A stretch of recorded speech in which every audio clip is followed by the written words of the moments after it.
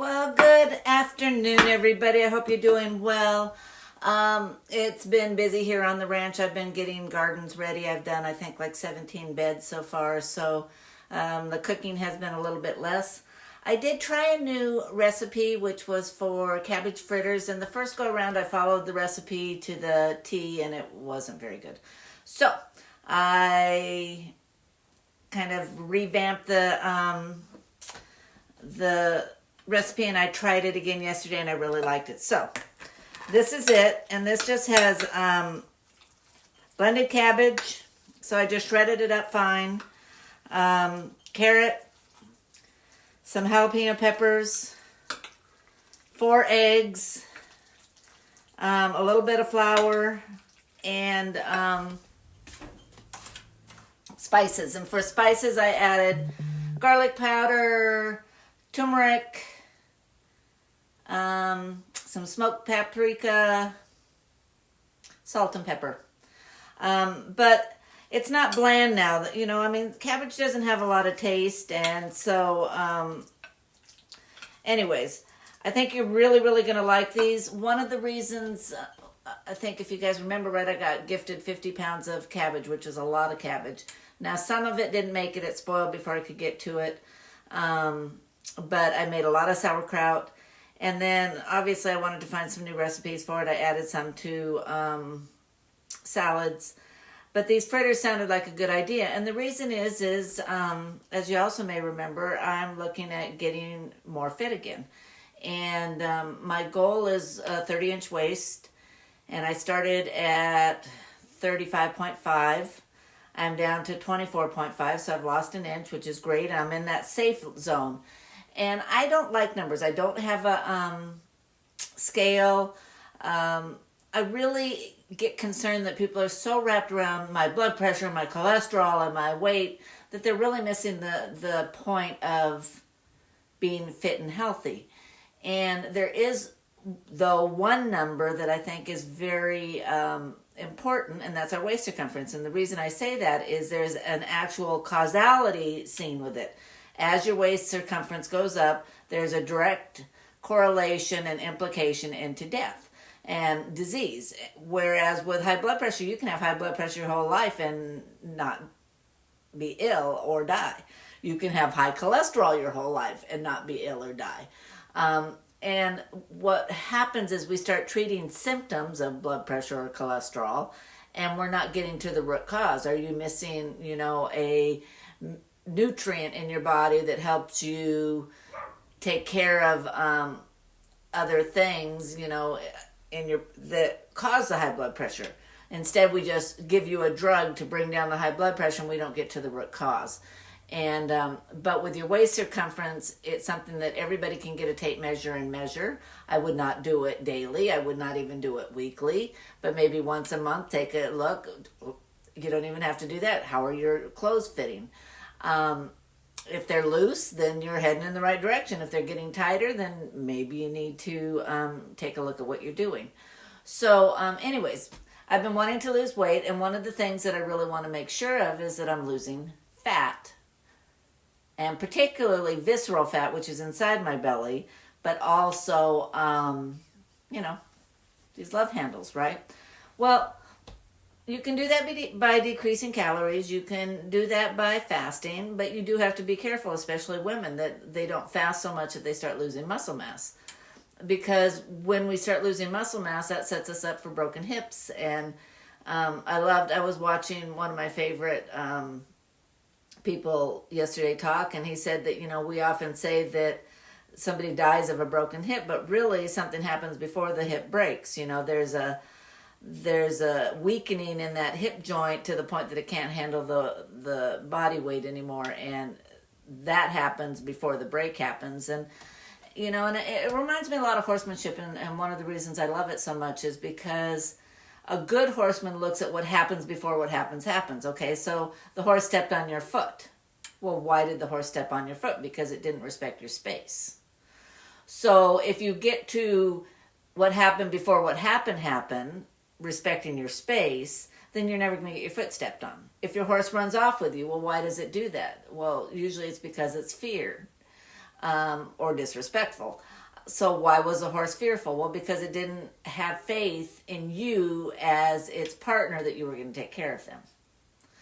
So if you get to that first, the horse is never going to run off from you. Okay? If your horse is hard to catch, well, it's not trusting you. Maybe you caught it and did something that was unpleasant for it. Maybe you just have never been trustworthy to that horse. Maybe you come out just right, and you're gonna scare it because it's a flight animal. So you have to get to what happens before what happens, and to do that you have to think. And more now than in any point in my life, I'm seeing that people just don't think. They're really quick to point fingers. They're really quick to say, well, this person did that, and that person did that, and this politician, and oh, that Trump, and oh, this, and oh, that Zelensky, and without really even being educated. That the whole thing in the White House was Zelensky and Trump. A lot of people are coming out, well, Trump was a bully. Well, if they had watched from the beginning to the end, they would have seen that for the most part through the whole interview, it was very cordial. But then at the end, Zelensky got this. Well, right away, you guys know what that means. That's a defensive mode, right? That's a I'm not happy mode, right? You don't do that if you're happy and pleasant. And okay, so that was the first thing. And then in his own native language, under his breath, he called J.D. Vance a bitch. Well, where's the decorum in that? You come to our country, into our leader's house, the White House, right, the people's house, and say that word to the vice president? Not okay. And if you watch their own news press woman, she wanted to hide under the chair. So, but then somebody from Ukraine that doesn't like Trump, and they're there, they're here, they're everywhere, gets on and starts bashing Trump. Well, that didn't go over so well, and some people take that as gospel. Well, are you going to believe every single American on an issue? Are you going to take somebody on Skid Row and say that he knows everything? No. That's what happened with COVID. We had all these people talking about things they didn't know anything about, and boy, they were quick to correct. Your credentials and everything had no value at that point. Okay, so anyways, let's get back to cooking. So we got eggs and flour and vegetables, and all we're going to do is we're going to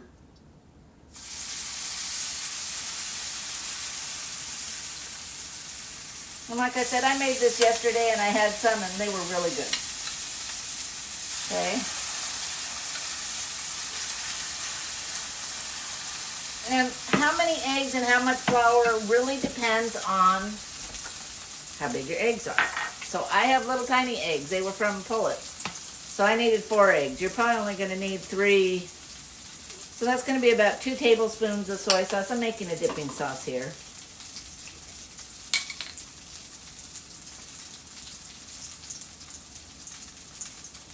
About a tablespoon of oyster sauce.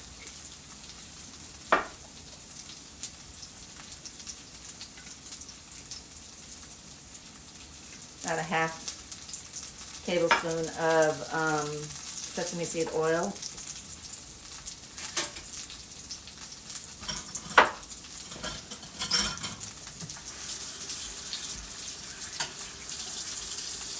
This jar is really narrow, so I can't use most of my spoons in it. And this is a Korean crunchy garlic, and it has a lot of garlic in it, so I don't need to add more. So I'm just going to add about that.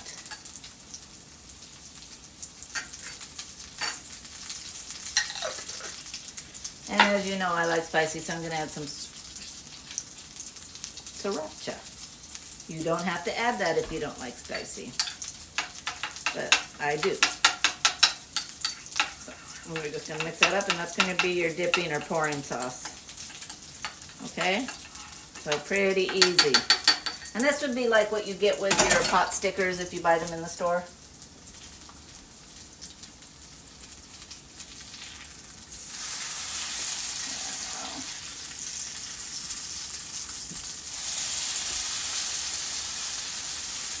And I'm noticing while it sat overnight, it got a little bit gooier, so I probably need to add just a little bit more flour to that. And I think I'm going to do that. And I know why it happened, because the cabbage, as it sat with those spices, let out a lot of the water that it holds. Kind of like it does when you make sauerkraut. And that's okay. Easy remedy.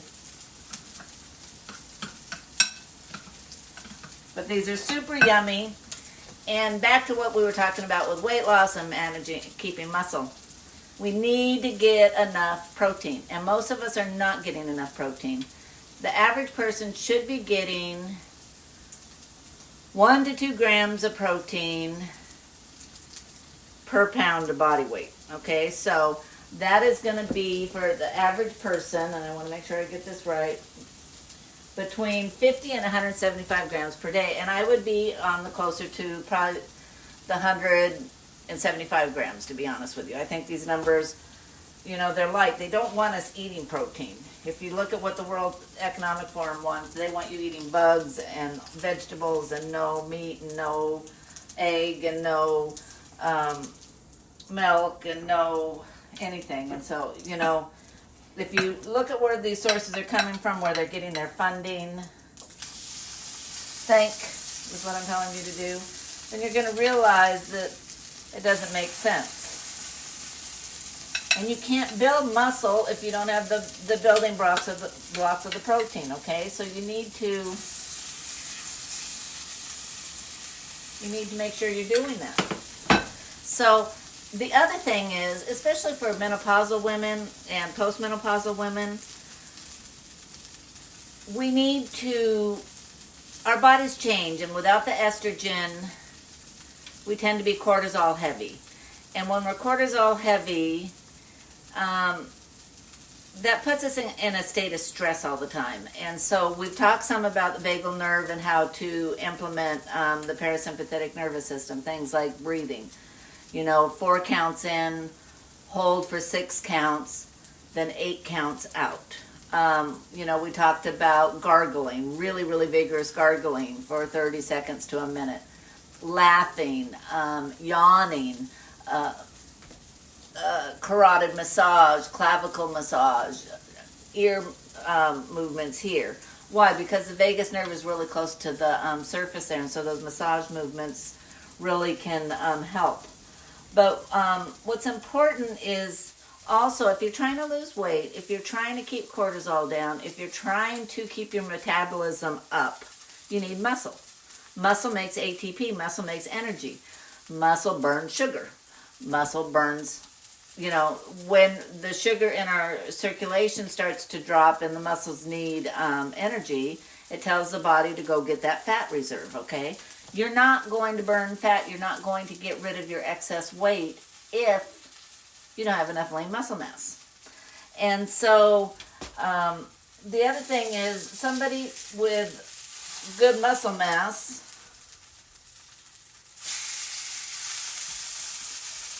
that does the same amount of energy as someone that, or exercise as someone that doesn't, is going to burn more calories.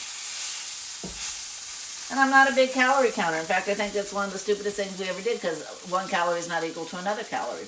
We just talked about protein being important. Well, if all your calories are coming from fat and not protein, you're not going to build muscle. But you also need to do exercise. And so, again, I told you guys that I got some dumbbells, and they're sitting here in the kitchen, and every time I go by, I do some reps. And I can tell you that it really made a difference.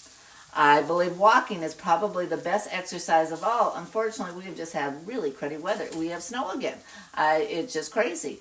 And so, in fact, I had to have my propane tank refilled, and I usually only do that once a year. So, you know, and it was really low. In fact, the lowest it's ever been. And so I had like an $800 propane bill. It was just crazy, you know, and because it's the wrong time of year and it was really low. But we still probably have another month of winter. I don't trust the weather these days. Anyways, back to protein and losing weight and muscle. We need muscle. You need muscle so you don't break that hip. Okay? If you have a lot of good, strong muscles in your glutes, in your quads and your hamstrings, if you're using your body and walking every day, you are going to live longer. And in fact, again, this goes to really knowing the data. When they talk about the areas that people live the longest, right into their 80s, 90s, 100s, they all like to say it's all diet. And diet is part of it, but you'll also notice that there's really no consistency. Some of them are fish eaters, some of them are meat eaters, some of them eat a lot of vegetables, some of them don't. I mean, so there's really no consistency in the diet as you go around the world. But there are two consistencies that are important. And the main one is community. They have family there. They belong to churches. They have purpose, right? People need them. And the other thing is exercise, and they walk. So, and the kind of interesting thing is the more steep the walk, like the ones that live on mountainsides and have to walk down to a village down the mountain and then go back up, they live the longest. Well, why do you think that is? I can tell you. Because they have more muscle. So it's really, really important that we take care of our bodies. That we keep ourselves as lean as possible without being, anorexic skinny. And that you keep muscle on your body. So if you're going to do weights, you're going to create more muscle with lower weights and more reps. And you're going to bulk up the muscle you have with heavier weights and less reps. So for most of us ladies, we want to tone and create more muscle, right? We want less flab and more tone. So we're going to do lesser weights, more reps. So that means maybe you're going to do 3 pounds and 20 reps and do that, 3 times, 3 sets, versus 8 pounds at 10 reps for 2 sets. Are you following me? So it's okay that your weights aren't heavy. They don't have to be. They can be a water bottle. It's the fact that you're doing the reps, you're doing the reps, you're doing the reps, and you continue to do it, and you continue to do it. And you want to aim for 15 to 20 in each rep. And if you're finding it's way too easy, go ahead and go up a weight, because you're getting stronger. But don't feel like, the other people at the gym, they're doing a whole lot more. That's okay. It's your body. And if you haven't done it before, that might be all you can do. There's nothing wrong with that. So, anyways, that's my recommendations on that. And make sure you're getting plenty of protein. Why am I worried about protein in this? Well, because let's say you're a vegetarian. To be honest, I'm not sure as a vegetarian or vegan if you can eat eggs. I think you can. But, okay, each egg has 6 grams of protein, so there's 4 eggs in here, so I have 24 grams of protein in this. A chicken breast, a 6-ounce chicken breast has about 31 grams. Whey protein, separated out from the milk, has one of the best protein profiles at 100. Beef, grass-fed beef in particular, has a high, I don't know the number. You can get, between 6 and 8 grams of protein in things like chickpeas and almond butter and things like that. But the bottom line is you need to get protein in every meal. And if you can get double or triple protein in a meal, that's going to be good. You want about 10% of your dietary intake in protein, which doesn't match the number. So you go figure that one out. Because the average person should be getting between 1,800 calories and 2,500 calories. And if you're getting 10 to 20% of that in protein, that means that you're getting 200 to 400 calories in protein, and then they drop the number to 165, 50 to 165. So it doesn't make any sense. anyways, it's really hard to get enough protein in per day. So if you can add it in your side dishes like these fritters, and look at those, don't those look yummy? And they're going to be really, really healthy. And I'm just going to put them on the side plate and then pour this over, okay? Other things you can add to it, and I'm going to be doing a video on this real soon, is I'm going to do a crab and asparagus crepe. Again, the crab has protein, the cheese and the dip has protein.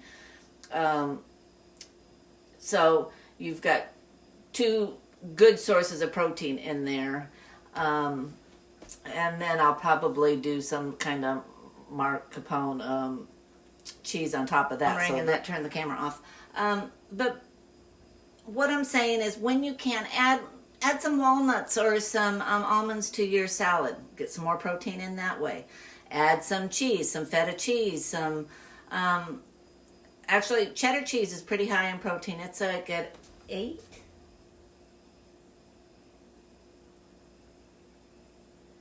7 grams per ounce. So it's awful high in protein.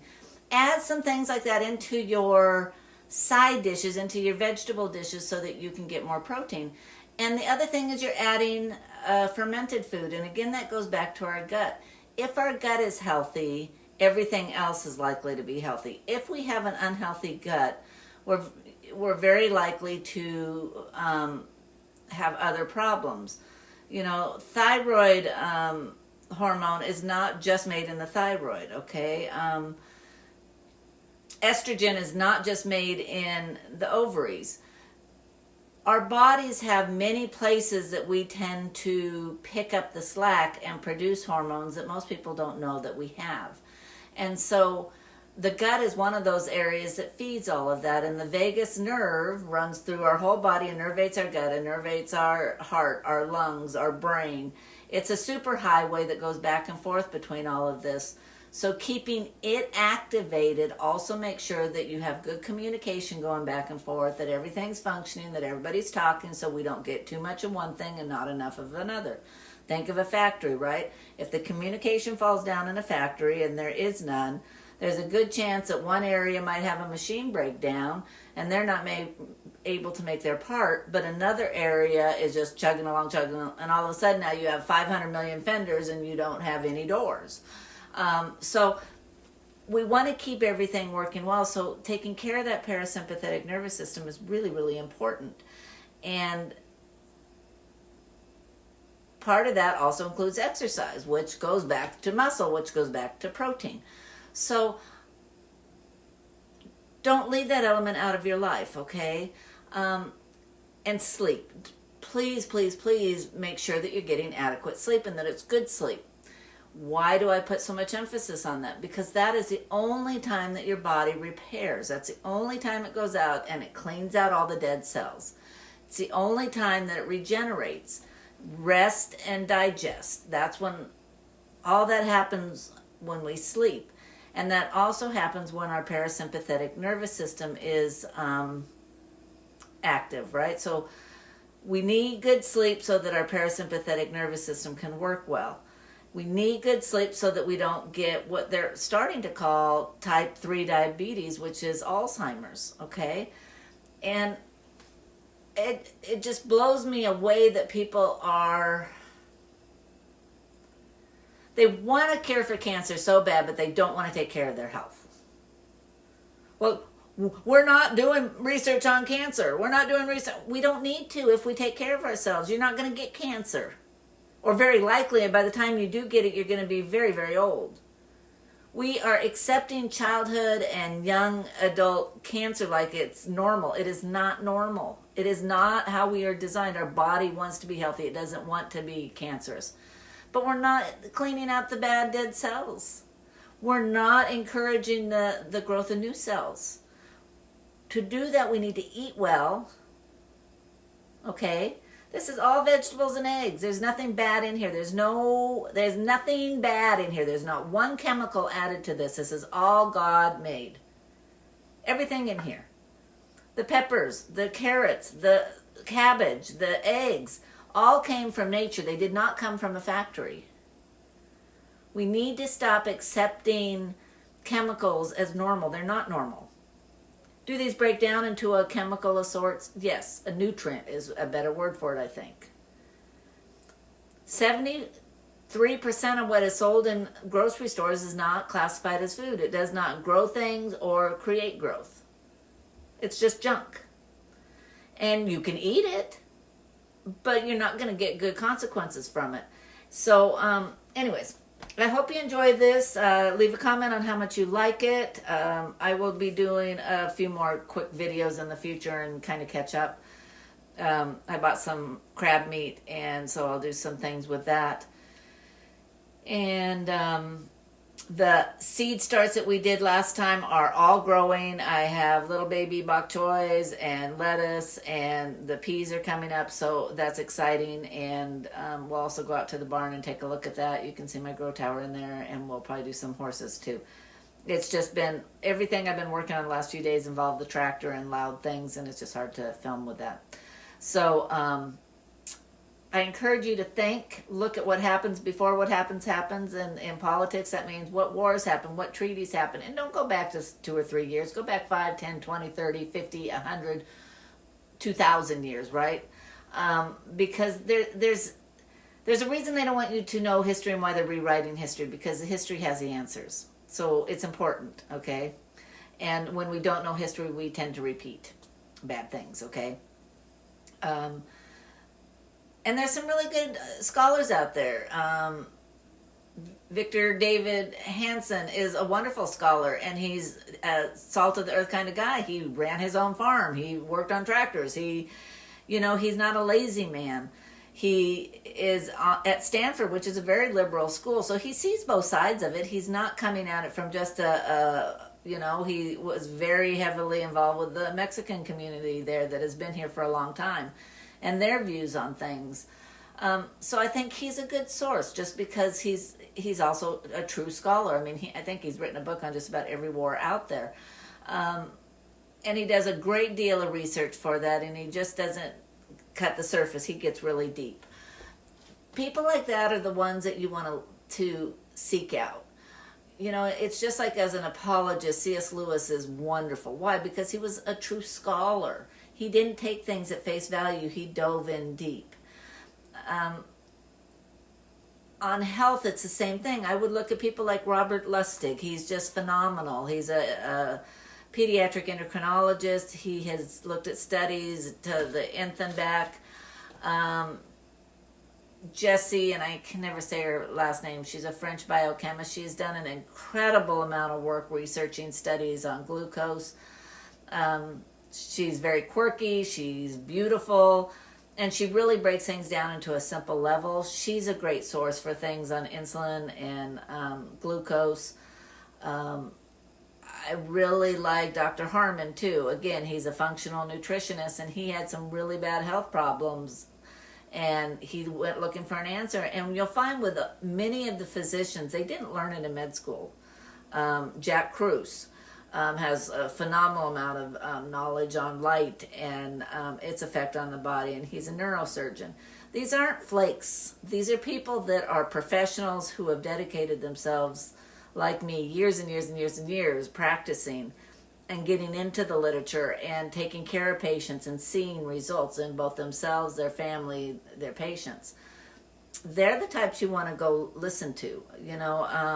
Bobby Kennedy, he has sought out some of the best people in medicine for his information. He's not just getting surface deep, right? I love the people he consults, because they're true experts, and they're going against the flow, and they're not doing that to make money. They're doing that because that's where the right answer is, and they are fighting big pharma, and they are fighting big chemical industry and the food industry. The food industry and the pharmaceutical industry should have never been in bed together. It's just like insurance and banking should not be in bed together. Those are not good bedfellows. They make a lot of money, but you suffer, and that's the same thing with the FDA. And so I'm hopeful that gets addressed. In the meantime, you do what you can do for yourself. Get adequate sleep. Exercise every day, even if it's walking around the block, even if it's putting some dumbbells in the house and doing reps, okay? and do something that you can stay with long term, because any is good, but it's really when you can stick with something long term, and especially not just months but years. So and to be honest, it takes 6 to 8 weeks to start seeing change. So no matter what you do, don't expect like next week it's going to be fine, because it's probably going to take longer than that. For, we turn over millions of cells every day, but you're rebuilding and you're restructuring, and you got to get rid of the waste and you got to rebuild new. And it's kind of like if you've ever done a remodel, right? You have your first week or two of just total destruction where everything gets torn out and torn apart and it's dusty and it's ugly and it's just like, oh, what did I do? And then it starts to get rebuilt, but there's still a long period of time while they're studying things out and they're putting the sheetrock up, and it still doesn't look like your end product, right?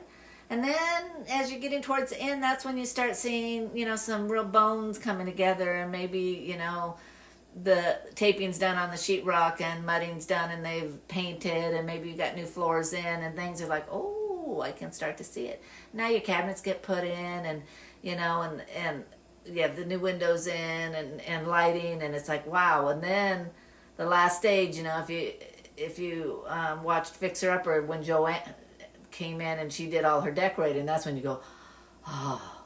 But she was maybe 2 or 3 days of the whole project, right? That's kind of how it works with our bodies too, okay? Most of the time is spent in that demolition and reconstruction stage, and it's not real pretty. So don't lose hope. Keep at it. And use things like how do you feel? Do you have energy? Are you in a good mood? Are you irritable? And ladies, a recommendation if you're using over-the-counter estrogens, which there are some good ones. I like Biest. But if you change brands and you notice a change in your mood, pay attention, because it's probably because you're not getting what you need. That happened to me recently. I was all of a sudden getting irritable. I'm like, what's going on? And I use a little bit of topical estrogen just because I think it's beneficial. It's a feel-good hormone. It keeps your blood vessels flexible. It keeps them from getting brittle and stiff. It keeps your tendons from getting brittle and stiff. And lots of other good things, right? And postmenopausally, most men have higher estrogen level than women. So there's a reason that our heart attack risk and things goes up drastically after menopause. Well, I don't care to fall in that category. So I do a topical estrogen. And I changed brands, and wow, I was irritable. And I looked, and it was what they had in there was, a bioidentical food source for estrogen, but it was like one of the last things. So it means that there was maybe a drop of it in there. So I went back to Biest, and within 2 days I was back to being normal and feeling good, and my skin looked so much better, and I was like, oof, I'll pay the extra $10. So anyways, I wish you all the best. Remember, most important above all of that, keep Jesus as your focus. Don't let all the bickering out there get you away from him, and take care of yourself. Do what you can.